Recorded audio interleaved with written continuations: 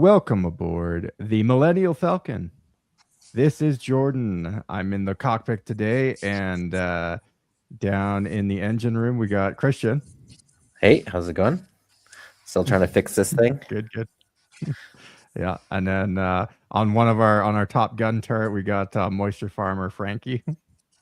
Hey, how you doing? Happy to be here. And on the bottom turret, we got TJ, the Star Wars Don Draper. How you doing? Hello. Good. So what's going on tonight, guys? What's going on in the world of Star Wars? What kind of nonsense do they have this month? Well, first want to say we're happy to be trying to bring the live stream back. We'll be trying to do a monthly live stream. Is kind of what we've got cooking here for you guys. But we'll start things off with a little bit of news and rumors. Probably the thing that has made the biggest shockwaves in Star Wars news and current events is Star Wars Theories Vader Episode 2. So, have you guys seen it? Yep. Jordan? I haven't watched it. I did watch his little teaser on it, though. But okay. And just so everyone knows, Star Wars Theory, the YouTube channel. I don't know what the dude's name is, but he's like one of the big Star Wars YouTube channels. He made a fan film recently. Yeah, sorry. I should have mentioned all of that. For context. Yeah. People are like, what the heck?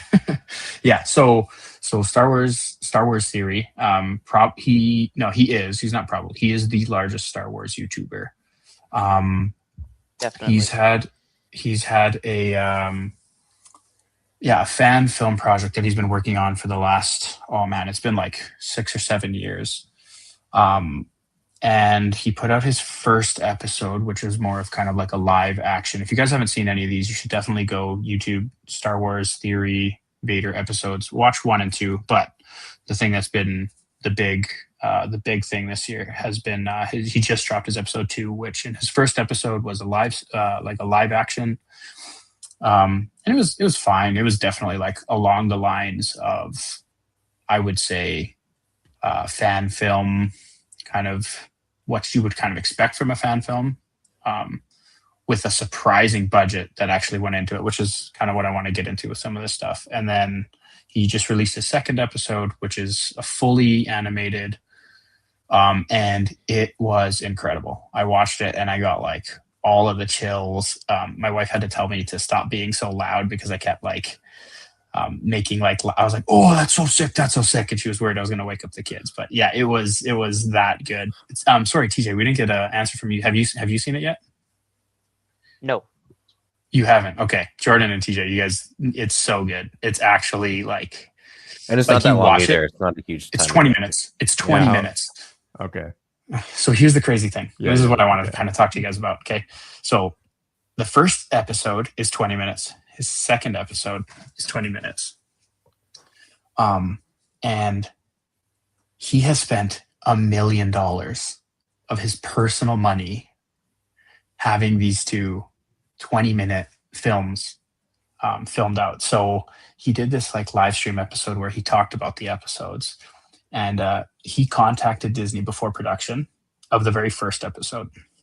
He was asking if he could monetize it in order to help pay for production costs, all of that stuff. He got a letter back from their lawyers saying that he could not, which he couldn't crowdfund, he couldn't do anything. He couldn't source money, GoFundMe's, none of that, because technically it would all be profiteering off of Disney IP. So he, and his name is Matthew Robert Sterling, by the way. He spent over $500,000 on the second episode and $200,000 on the first episode, with production costs moving. Anyway, like all in all, he spent basically $1 million like on fan film stuff, which is what he started his lightsaber company on, which is Theory Sabers. Anyways, all this to say, it has, in my opinion, this most recent Vader episode is like, it's everything you want from Star Wars content. It was so crazy. Yeah. Yeah. He does a whole like thing about like how he created. Also, by the way, his name is not Matthew. It's Niatu Stadbe. Oh, crazy. Sorry. Yeah. I don't know what I got there, but that's what I had. Does he have more of an anglicized version of his name that's perhaps Matthew? I don't know. I Let don't me know. fact check myself right now. He is Canadian though, which is cool. Lots of Star Wars Canadian content. Yeah, he documents his whole journey making these movies. Like it was a great personal cost. He's a very invested fan, so it's pretty cool for him to actually like put money behind his projects, like personally. And yeah.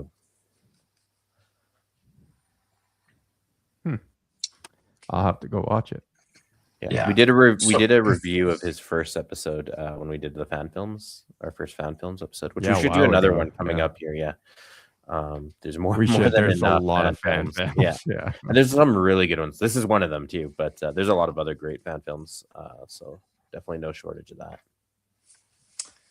Definitely was banking on Jordan and TJ having watched it. Oh really? But yeah. No, there's a big reveal in it, and I don't know if you I know, that's what I'm like, yeah. I don't know if we should do spoilers or not, honestly.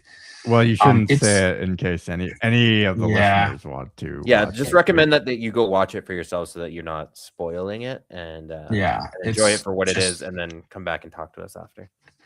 Yeah. If you haven't seen it, go watch it. Do you guys feel as though like Star Wars fan fiction is a worthwhile endeavor, or is just like the Star Wars brand, is it decaying so much that there's just not enough interest, so why even make it? No, I definitely think there's enough thing that's left to people. Yeah, fan fiction's keeping the franchise going. I think there's a lot of good content that has come out just from fan creators.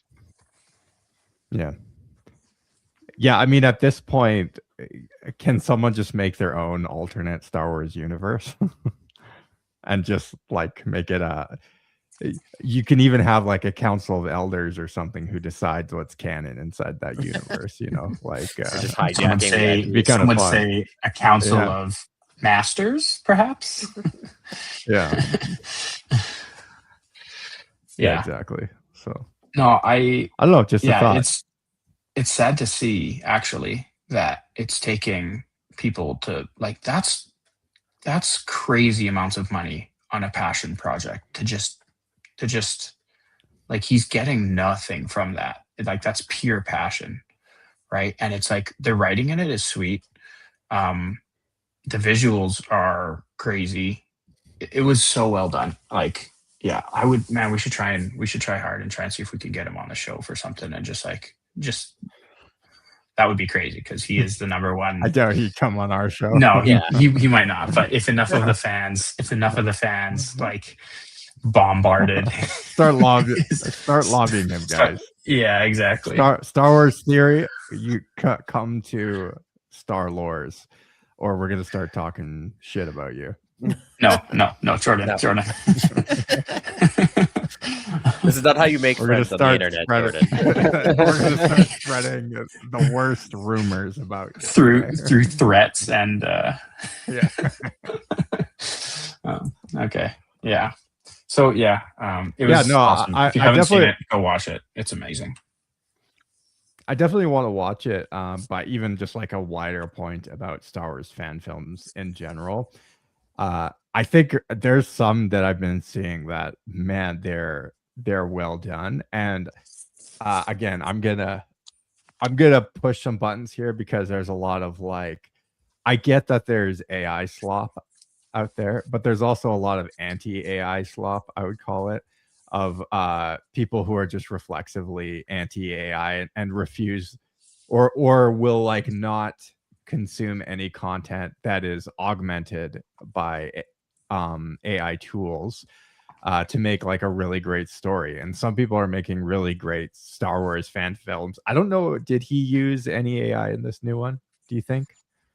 It's all computer generated.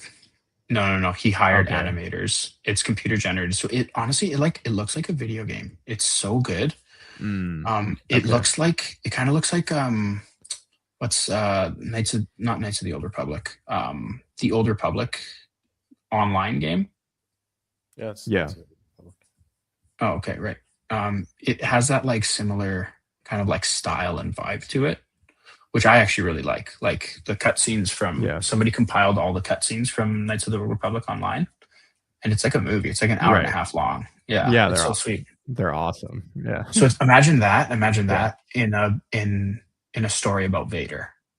Like it's high quality and it's all hand animated. He hired artists. That's why it costs so much. I think I saw somewhere saying it was like $30,000 or $40,000 per minute of like screen time. So he had a bunch of stuff that they had to cut because it was just well, maybe he should have been using AI if it's costing that much money. But also, jokes on all the anti-AI people is if you've watched anything that's mainstream in the last few years, it was probably touched by artificial intelligence at some point in its production. Yeah, and no one's writing scripts that bad. Yeah. The problem is that humans are already writing AI slop without AI. So I think we can just like why not just use AI? But yeah, I'm not like lazily using AI. I like tasteful, artful, beautifully made, cohesive stories. And if you use AI to like enhance your idea and bring down the barriers to entry of creating that idea, I am like in full-fledged support of that use of AI. I get it. There is like AI slop that I don't care for either, but and I mean, this all is maybe a rabbit trail because he didn't even use AI, and I thought he did in this one. But speaking of AI Star Wars slop, have you seen the Mace Windu Funk Master, I think is what it's called, videos? They basically have. Oh man, they're so good. They're so funny. They took Mace Windu and added like funk through AI to like it's amazing. I'll link it in the one with Instagram. Mace and like Obi Wan. Yeah. Have you seen that one? Yeah. yeah. Incredible. I love it. Okay. AI is the best. I wish I could make those prompts. Okay, moving on. All right, should we move on? Yeah. So I kind of wanted to bring up Star Wars Theory because I wanted to contrast the success of that one. Like he's at like multiple millions of views already. I think it's like somewhere, it's nearing like, last I looked, it was at like 4 or 5 million. He's probably narrowing around 6 or 7 by now. I haven't checked. But I wanted to contrast that with the release of Mandalorian and Grogu. That kind of happened. It kind of came and went, and it was by all measures, it was absolutely another flop. Like just full blown. Its production budget and marketing costs factored in. Mandalorian needed to bring in 4.5 to 500 million to break even, and its box office brought in over the weekend it was released was 155 million. It's right now it's currently sitting close to 300 million globally. So it like didn't even cover production cost, which is brutal. And well, I think production cost was 150, wasn't it? No, so in order to break even. Oh, okay. I see what you're saying. I know, but like the production cost itself, I thought it was actually on the cheaper end for kind of what a lot of films have been lately. So then did they blow the bank on marketing? Still true. Most movie budgets, marketing. The marketing is at least equal to the production budget. The production, yeah. Okay, so here's how it stacks up against all the other Star Wars movies. Okay, so Force Awakens brought in 1.27 billion. Last Jedi brought in 780 million. Rogue One 700. Rise of Skywalker 600, and then it just drops off a cliff here. Solo, it was the worst performing Star Wars movie until the release of Mandalorian and Grogu. Solo brought in 265 million, and Mandalorian and Grogu, this is all opening weekend, by the way, brought in 155. So like just grossly underperforming what they needed to do, you know? And that's like, again, that's with like hundreds of millions of dollars going into these movies, and a guy with a CGI artist putting in less than $1 million, you know, makes something far superior. And I will say that of all those films that you listed, though I don't view The Mandalorian and Grogu in very high regard as a film, it is still better than most of those movies you listed. Did you watch it? With the exception of maybe a couple. Yeah. So I haven't seen it yet. Yeah, we did a review episode. Yeah. It's behind the paywall now, but we did. Oh, okay. Yeah. I didn't watch it. Christian, you watched it too? Yeah. Yeah. Crazy. I didn't even bother watching it. Yeah, and I think most people did that, and I probably wouldn't have unless I was gonna do a review for it. Yeah, you can catch Jordan and I's like hot takes on that if you go and listen to the full episode. We break it all down. However, my out of universe thoughts, I have a couple. One, to be fair to Mandalorian and Grogu, it isn't a mainline Star Wars release. It's not an episode number movie. Sure. Now those are fairly new. Like that really just started with Rogue One, if you don't count the direct to TV Endor, Battle for Endor, or Christmas specials. So that's kind of its own category. I don't know that it's totally fair to compare them to like mainline Star Wars films. Granted, they should be in an alternate universe. They should be all performing much better than they currently do. But you can see the fan burnout. The other thing I was going to say is this is a reoccurring issue both with movies and video games, and like a lot of creative projects is budgets are now so inflated in just production of a lot of these things that they start to hit the like unrealistic rate of returns. It's a huge problem in the video game industry, and it is creeping into movies as well, where production costs are just so high that like realistically these movies aren't going to make back kind of the investments that are going into them. So people have to figure out kind of like either how to keep costs down in production or find a way to get more people in theaters, which like, again, there's all kinds of factors. Like, yes, the quality of things has declined significantly. And again, this is not just a Star Wars problem. This is like across franchises, across industries. Writing is terrible. Insertion of political ideology over storytelling.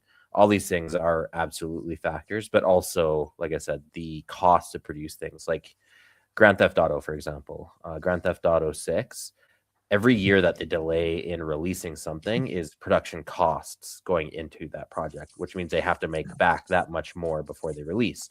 So you end up in this like death spiral. That's the same with the Elder Scrolls and the next one that, you know, you have 10, 15 year production timelines, where back in the day, like from Halo 1 to Halo 2 or Halo 2 to Halo 3, you know, all those games are released in a much shorter time window than some of these big video game productions. So again, you're paying staff the whole time that these things are in development. Now, countered all that, we also don't want the Call of Duty slop every year kind of thing either. So there's got to be a happy medium somewhere in there. But yeah. What? Yeah, like, the 2K games too are. I sometimes will play a 2K basketball game because it goes on sale for like $8 or whatever. So I'll just buy it. I'm like, this is the exact same as the one 3 years ago. Yeah. Why am I paying and reskin? Yeah. It's like it's dumb. But TJ, did you see Mandalorian and Grogu? No, not yet. I'm waiting for it to come out on Disney Plus so I can watch it on streaming, which I think is another reason why it's underperforming right now. It's because it's still only in theaters. Now, not a lot of people are going out to theaters to see movies now. Like a lot of people are streaming or just getting like the DVD or Blu-ray. So like that's what I'm stuck doing, waiting. I was gonna bring up that point too, that it like the whole landscape of going to theaters is actually quite a bit down. Like the post-COVID theater experience, it has like the revenues they've been pulling in is significantly down than the pre-COVID era. So there's just that as well. Like all films, it's unlikely, even if it's the best film ever made, it's unlikely to, you know, easily get a billion dollars, you know, much less 2 billion or 2.5 billion, you know. Yeah, that's what I was saying. It's just becoming unrealistic to expect the returns on production anymore, with like the different world that we live in, with all these other options like streaming, like you're saying, Teach. That triggered another thought, and now it's gone. But, yeah. Well, yeah. I mean, the movie theaters themselves are kind of in a bit of an expense death spiral as well, because the fewer people that go to watch movies, the more they start charging to make up the shortfall, which disincentivizes more people to go watch movies in theater, right? Like, you know, you're easily going to spend now over $100 at a theater date that was going to be like $15 like 10 years ago, right? Like, so here's the thing. This is like, okay, and this is kind of where I wanted to go with all of this, right? It's like, okay, so you've got a movie costing you your movie studio like 150 million, or sorry, 500, let's call it 500 million, right? Because that's once you factor in marketing, all of that stuff, right? Then you get some dude on YouTube and does it for 500,000, so 100% less money. Like, and then you would, if they monetized that, they would get all of the YouTube views and they would make money on and you just hire fan film guys and like let them make you money, you know, like license it out, do that kind of like what happened with was it Astartes in the Warhammer 40K universe, that guy who released all those fan films, and then the Games Workshop hired him. It's like Disney should do the exact same thing. Like he's getting positive receptions, he's getting like, it's like, guys, what are you doing? You're literally choosing to lose money. This guy could make you money. Yeah, you know, no. They need to hire Leslie Headland, people who do not even know what Star Wars is. Yeah, to write this stuff. Okay, how is that she going to pay for her 10 years of university? Huh? No. Yeah, there is a lot of art and artists out there. They're just not getting hired by the studios, and that sucks for them. And it sucks for the IP too, right? Because it's like, man, so it's like you could explore like so many eras all at the same time, like independently getting people who love the stories, love that, and it's what Star Wars was doing before, like with all of the books. Hey. The books used to be fan films. Pack yourself. Get out of the office. You're done. That's what they're gonna hear when you show up with those ideas. It's definitely, it's frustrating and actually insane. Disney did slightly flaunt with that idea when they came out with a deal with an AI company, actually, that they were going to allow people to use their assets and build stuff and do like a fan creator kind of thing. But I think and I could be wrong on this, but I think they got a lot of backlash from that anti-AI crowd that they kind of blew up the project. But they were working towards something like that. Where you were actually allowed to like license their stuff and use it with AI creations, which as a creative model would be unique. I'll say that. Yeah, I kind of remember something about that. I totally forgot about even looking into that. Yeah. It's just yeah. Okay, well, speaking. So Ewan McGregor, he wants to be Obi Wan again, does he? Yeah. So changing gears here. Yeah, that's so latest news. Here's a direct quote from McGregor. He was being interviewed by I can't remember which company it was, but this is from Geek Tyrant. This is a direct quote from him. He says, "I'm ready whenever they are. They just seem to not be ready, but I'm up for it." And then he said, I realized he has to have his, he's talking about Luke at this point here. And Obi Wan, what like the place they leave the story at the end of the first season of Obi Wan. She says, I realize he has to have his own childhood, so I leave him with Uncle Owen and Aunt Beru. And I wander off, and Qui-Gon's back, and we go off. But where are we going? What are we doing? What happens between those two moments is what I want to do and spend the rest of my career doing these stories. So it sounds like he's looking at Obi Wan as a potential, like, retirement plan, even, honestly. Like, just play the rest of his career playing Obi Wan. Yeah, that sounds like a desperate bid for employment, honestly. More than anything. I also I saw a clip on TikTok. It was talking about like the same thing with Ewan McGregor wanting to return as Kenobi, and in that video they said that he brought up the point that from the end of the Kenobi series to the beginning of A New Hope, there's a lot of time for there to be a lot of change for Obi-Wan to go through, because he still has to go from being Obi-Wan, who we see in Kenobi, to being Ben Kenobi in A New Hope. So there's a lot of character growth that he goes through in that period of time, and part of it is supposed to be him communing with Qui-Gon through the Force, and that's how he learns. That's how Obi-Wan learns how to become one with the Force at the end of A New Hope, when Vader cuts him down, like, because he had this conversation with Qui-Gon, which we only get to see a little bit of in the Kenobi series. And I would like to see a lot more of that played out in some content. Yeah, I'm gonna push back a little bit. I think you could summarize that whole period of time in a short story. It could be a very good, impactful short story, but I don't know that we need a TV series of Obi-Wan sitting in a cave on Tatooine. And I also don't agree with the idea that he should be going off on all these wild adventures in the interim, because that, I think, goes against kind of what the narrative setup was for that character. Oh, yeah, I he's agree a with hermit. that. Yeah. Like, well, not just that, but he was also watching over Luke. Yes, exactly. Every time he leaves, it's like he's abandoning his duty.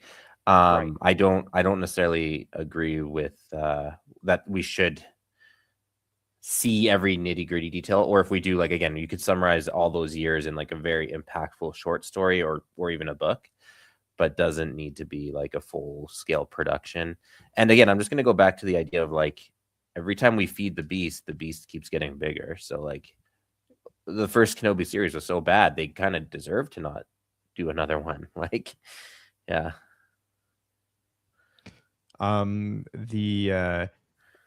I think there could be some stories, but yeah, if it was more locally contained to Tatooine, like if the Book of Boba Fett was never made, I would say do like a crime syndicate Mos Eisley thing with Obi-Wan involved, right? Like a little more localized, a little more grounded, rather than gallivanting around the galaxy. Like, he can still kind of he's doing something to protect Luke, or protect that. Maybe the Hutts are trying to buy up all the moisture farms, and they're going to buy up Owen's moisture farm, so he like stops them from doing that. So some anti-corporatist message in true Star Wars fashion, you know what I mean?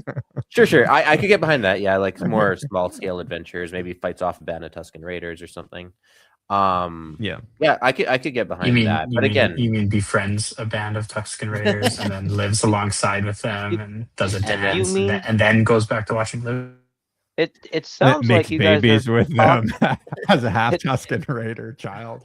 It sounds like you guys are talking about the plot to the novel Kenobi, because all of that actually happens in that book. Really?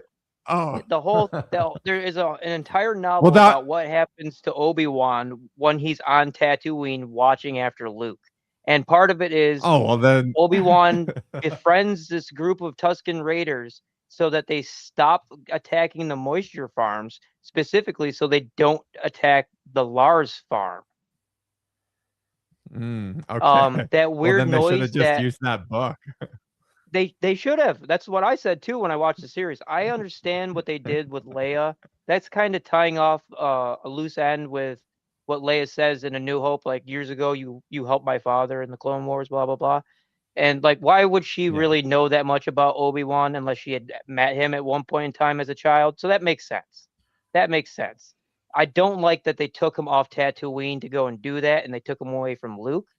That's stupid. Like he was meant to stay there because he's supposed to be his protector, but it served a purpose artistically, and I can understand that. Didn't he help Owen in the Clone Wars TV series though? So I can't remember though. It's been a while since I've seen that show. Isn't there an episode where Obi-Wan does something with Bail Organa in the animated series? Well, knowing Dave Filoni, probably, because he likes to insert his own timelines into everything. But, sorry, Christian, what were you going to say? No, I don't think Leia has to interact with Obi-Wan. The way I always got that message was that, like, she heard of Obi-Wan is probably through her father. Like, hey, I understand. That's like if I reached out to like a friend of my dad's and I'm like, hey, my dad told you about you. I understand you helped him, back in the day. Like, I need help with this thing. So I don't think they need to necessarily have a personal relationship or have had a personal interaction. That's the way I've always I'm gonna received that. I'm gonna have to go watch that scene again just to see exactly. I sort of remember it more how TJ is describing it, but I could be wrong on that. I kind of have to go watch the scene again to see how she sort of phrases it. Yeah, and I certainly could be wrong too. I'm just going off of memory here, but to me, it's always been like, she's more referring to the relationship he had with her father more than anything. I guess her adoptive father. But yeah, I mean, there you go. Like, there's already good Legends content that could have been used instead. It could have been cool too to have Obi-Wan like do things behind the scenes and no, he doesn't get the credit for it because again, it's too risky for him to take the credit. So like, there's a dozen ways you could cut that cake. That could be interesting. Yeah, and he does. There's an episode where Obi-Wan and Bail Organa do a mission to Ryloth and the third season of Clone Wars. Yeah. Okay, guys, hear me out. Alternative storyline for Obi-Wan. He starts a crystal blue spice operation in a little trailer out in the desert and becomes like beats out the Hutts as like the #1 spice dealer. Breaking Jabba. Breaking Wan. and like nobody expects it because he's like this hermit out in the desert. Great premise. Yeah, no, I love it. He adopts some Rodian as his sidekick. Jesse. All right, Jordan, pump up that. I know you loved your AI prompts, brother. Get that going viral on Instagram. We're gonna do it. All right, let's. Here's our one of segueing from Obi-Wan. Let's talk about his arch nemesis for a minute here. It's like a movie TV show heavy episode, and that's fine. Maul Shadowlord was released. It was awesome. Had some of the best streaming numbers for Disney Plus for any Star Wars content in the last little while. Had 4.1 million concurrent streams in its first week. It's currently sitting at an 8.5 on IMDb and a 98% on Rotten Tomatoes. So it was, very positively received. Debuted at #1 on the global Disney Plus streaming charts and stayed top 10 throughout its entire 10 episode run. yeah, some people said it rivaled animation. They said it was the best animation since the Clone Wars series, and some people even compared its writing to Andor. Yeah, and here's the big news. It has been reviewed. It has been renewed for a second season. Yeah. So again, what's so frustrating? It's almost frustrating when seems to be that seems to be not a sorry, that seems to be not a common thing to get renewed for a second season lately in Star Wars. Well, yeah. Well, it's almost frustrating when they make high quality content, because it's like it proves that it's doable. Like, I don't know. What do you guys think? I think we can thank Sam Witwer for this. He's not only the voice he comes of back, Maul, right? Yeah, he's not only the voice of Maul, but he's had a huge influence on the writing. Oh, okay. Okay, yeah, I didn't know that. Yep, he's helped maintain a lot of the continuity, not just with the Maul series, but with other content that he's been part of for Star Wars. Yeah, he's one of the real ones. He's like an actual fan. Yeah. Yep, he's an actual fan. Yeah. Crazy, I didn't know that. It's because his name isn't in any of like the production team or anything.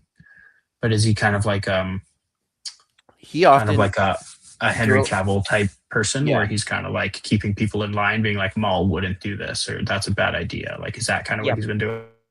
Yep. Yeah, from all the interviews I've seen with him, he definitely, like, he's not a credited writer or anything, but he definitely has like said things to the production crew and stuff that seems to have they've taken. So yeah, I agree with you, Tej. There, it's probably a good chunk of it. I will say also the format. Again, like we've seen animated, and this is one of the things with Filoni is that he has done, and I could probably get pushed back on this, but for what he's worth, he has done better in the animated TV series realm than he has his live action filmmaking. So, and I don't know what his involvement was with Maul. I don't even know if he was a writer on it, but that may be just the format helped them along as well. I don't know that Maul would have done so great as a 2-hour movie live action, but in the format that it was in, it wasn't bad. I will also kind of reserve all my... It was worth watching. It's definitely some of the better Star Wars content that's come out in a while. It also has its flaws. I did watch it all a little while ago, and we'll definitely be doing our own reviews on it in depth in the future. But yeah, it's some of the best Star Wars content that's been out in a while. Yeah. I will say, like, Sam Witwer probably does have a fair bit of pull as well in the production meetings and writing meetings and whatnot, just because he could always say, well, then I'm not going to do this. And that would kind of screw the show, because I feel like, yeah, he kind of makes the show. So, and there's a lot of, like, obviously, like, fan support behind him too. So you don't want to sour it in any way. Yeah, I mean, so I feel like Witcher writers should have pull his weight. The Witcher writers should have listened to Henry Cavill instead of calling him on it and then losing that duel. So yeah, not that The Witcher was any good either to start with, but yeah, it was okay. Here's a little bit of Darth Maul trivia. How many lines did he have in Episode 1 in the live action movies? 1 or 2. Yeah, I think it's much. 1. Pretty sure it's 2. 1. I'm pretty sure it's actually 3. Okay. Does anybody know what the lines are? Yeah, a couple grunts. My legs got cut off. Well, his famous one is, "At last we will reveal ourselves to the Jedi. At last we will have revenge." And then there's one of them. Tej is in the lead. Before that, if the trace was correct, it shouldn't be too difficult to find them, or something like that. Very There's another close. one of his lines. Tatooine is a sparsely populated. If the trace was correct, I will find them quickly, my master. So 2 lines? And then there's one more line. Yes, my master. That was fun. Okay. Nice. Yeah. So T, do you have? Now I'm questioning my Princess Leia read if you have the script memorized that well. Yeah. The original trilogy has got to be among my most top rewatched movies over my lifetime. Between them and Jurassic Park. If you guys ever want to talk about Jurassic Park, you let me know. I know everything. One day, yeah.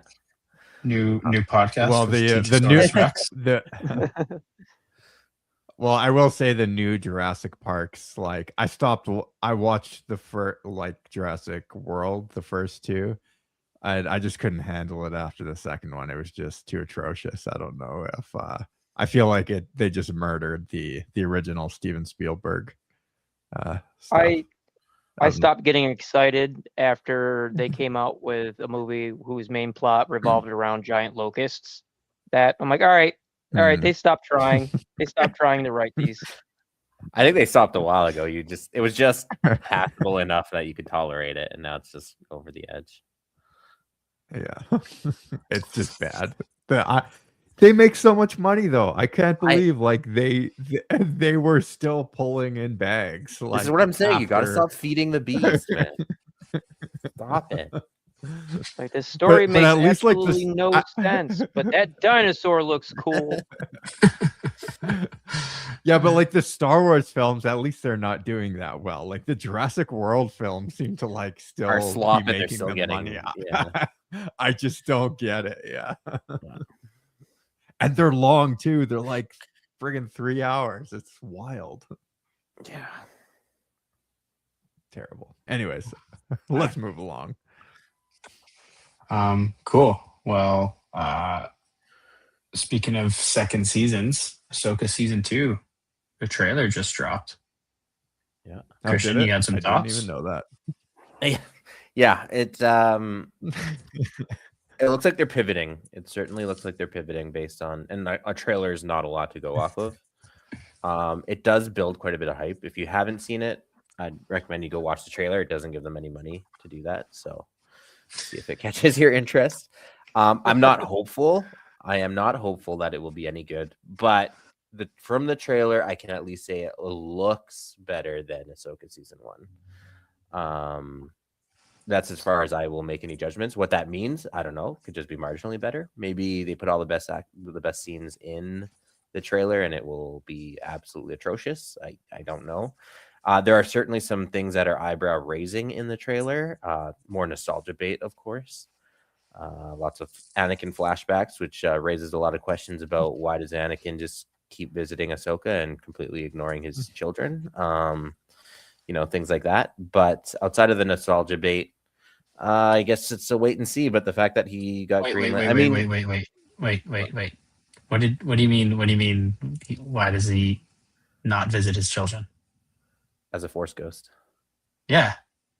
He keeps appearing. Right. This is after this is right. Never mind. Sorry. Well, he could be. You don't know. Well, and that's again, like in theory, you could. I know that's a big thing, and like in theory, you could retroactively kind of like, oh no, he visits Luke. One time, yes. It's not to the same degree. Okay, one time. Stop. No, and they could certainly like backfill that and make comic books or other TV shows that show him helping Luke guide him building the Jedi Order. Who knows? But from what we have so far, it certainly raises some questions for now. And that's why I'm not like totally critical of it, because they could fill in those gaps. So we'll see. It's definitely a wait and see. Again, I'm burned too many times to have hope in this, but if anything, it'll be an interesting bonfire. So. Yeah, the first season was, man, she was like, after Clone Wars, she was like top female characters of Star Wars. And then the episode was brutal. The first season was not good. Yeah. Okay. And then creative director, so they'll keep doing his thing. And then another big trailer that's come out recently, game release is coming out soon, is Star Wars Zero Company. And this one looks very interesting. Actually, I might actually pick this one up. For all my criticisms with modern video games. But yeah, it's a Clone Wars. What's that video game? Is it XCOM? Yeah. XCOM style. Oh, like the Navy SEALs. Oh yeah. Yes. No. Is it Navy SEALs versus aliens, right? I don't know if they're Navy SEAls. Oh, yeah. It's like a. no, I'm thinking of tactical- sorry, I'm thinking of SOCOM. Yeah, sorry. no. Okay, I'm not sure. XCOM. Okay. Yeah, I'm thinking of other games that are kind of in the same vein because it's almost like its own video game genre. I know there's a Gears of War one that they did. There's a Space Marine one that they did, but unless I give you the titles, it won't mean anything to you unless you played them. But it's like a strategy kind of like shooter. I don't know. It's hard to describe. Anyone that's played XCOM will know what I'm talking about, though. Is it like a turn-based shooter, or it's like, or like an RTS style? Have you It's played almost like- Baldur's Gate? Oh, okay, It's yeah. It's Star Wars Baldur's Gate. Oh, Yeah. cool. Yeah. And they Kind also of have tabletop almost. Yeah, that's a good way of putting it. Yeah, and they have lots of like unit customization and stuff, and it takes place during the Clone Wars. They have an interesting roster of characters, so we'll see what that one brings. Definitely not, again, just kind of with my other stances, never buy the pre-order. But when it drops for real, I also don't trust the game journos either. So once they actually release, we'll see. I am more excited for the new Galactic Racer game that's coming out. Yeah, we mentioned that one a couple of Me times too. That one does look interesting. Yeah, that looks pretty sweet. Yeah, I'm excited man. for that one too. The only game I want them to remake so bad is Republic Commando. I would play the heck out of a new Republic Commando game, dude. Especially with like modern graphics. Or like a tactical shooter Star Wars game would be so sweet. Something like Rainbow Six, you're thinking?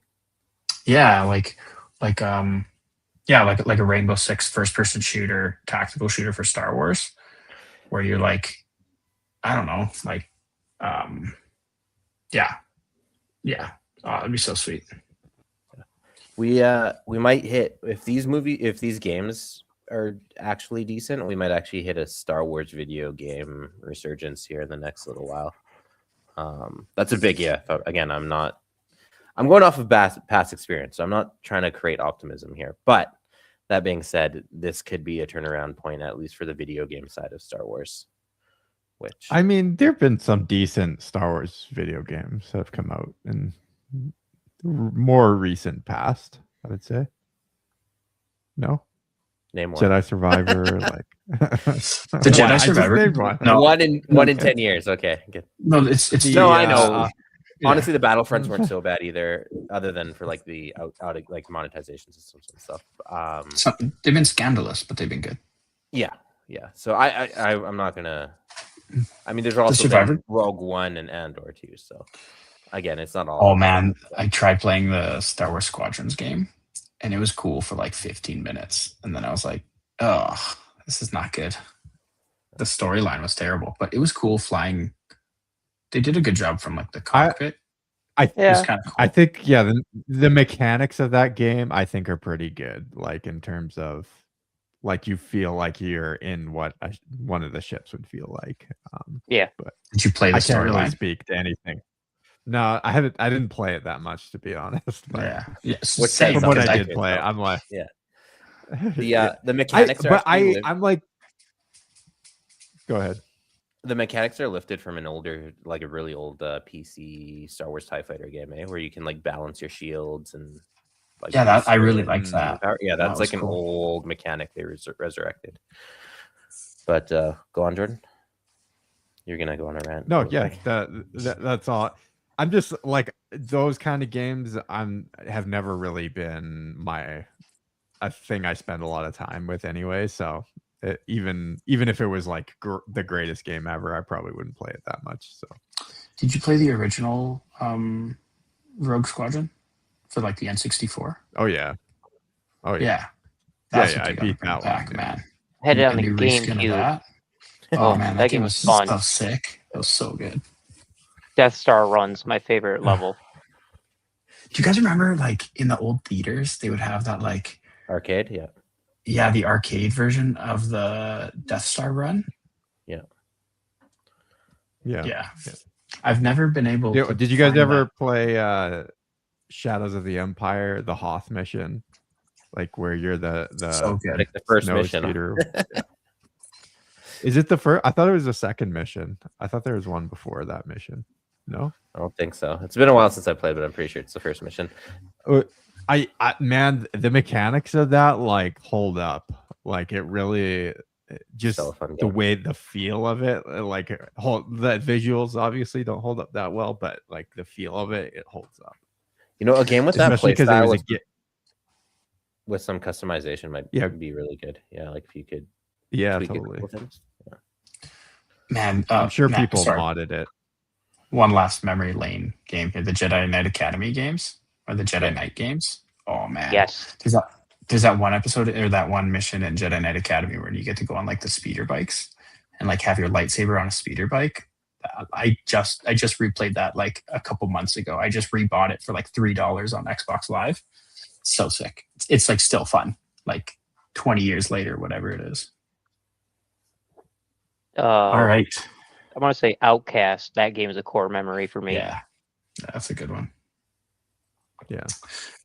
All right. Great game. Right before we kind of tie this let's puppy do off, one more.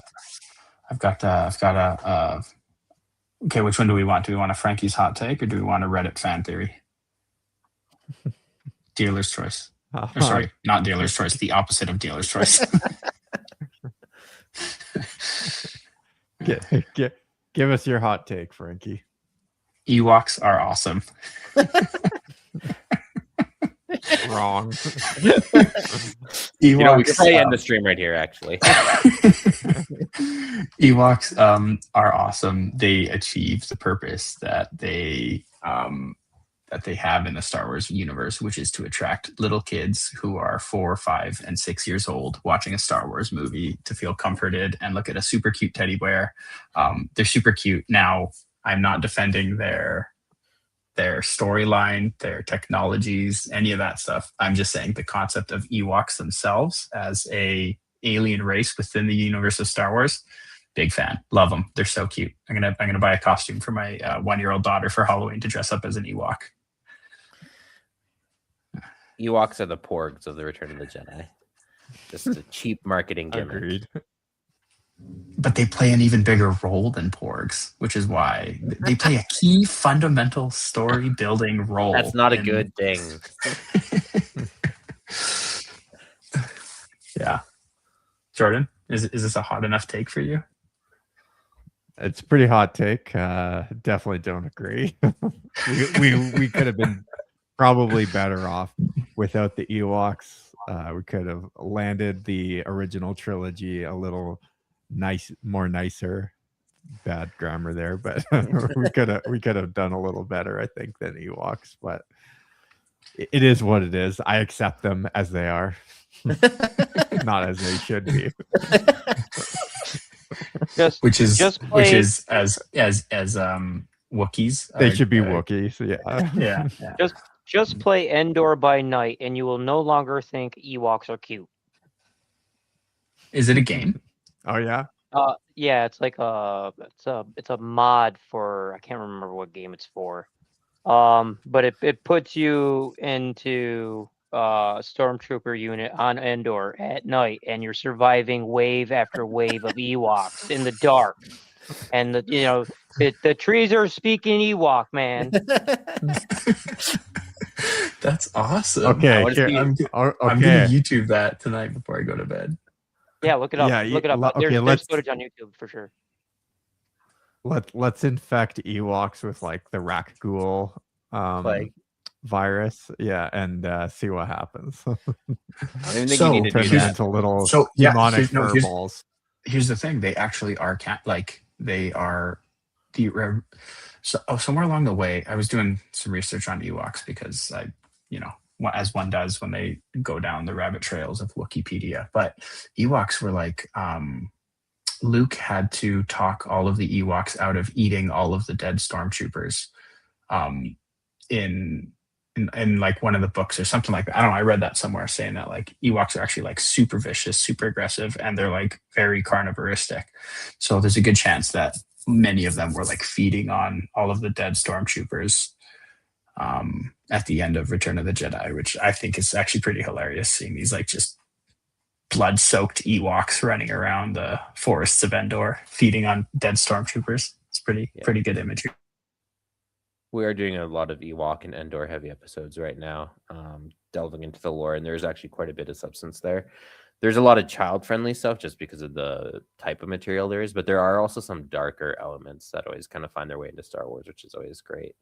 And you can see how Ewoks are actually decently formidable, considering like a lot of the predators and stuff that live on Endor that they have to compete with. So at least provide some justification for what happens in Return of the Jedi. But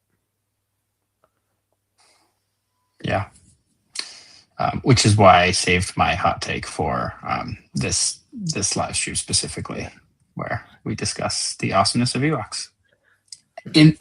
I will say, in the mindset of a 7-year-old Frankie while watching Return of the Jedi.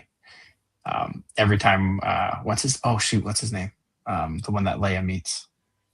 Wicket, yeah. Every time Wicket came on screen with that little waddle, oh, it's just heart capturing. Was Dude, this in between eating crayons? Probably, yeah. Yeah. All right, should we land this plane? All right. Yeah, with that, these Ewoks are signing out. Thanks for listening, guys. See you next time. Have a good one.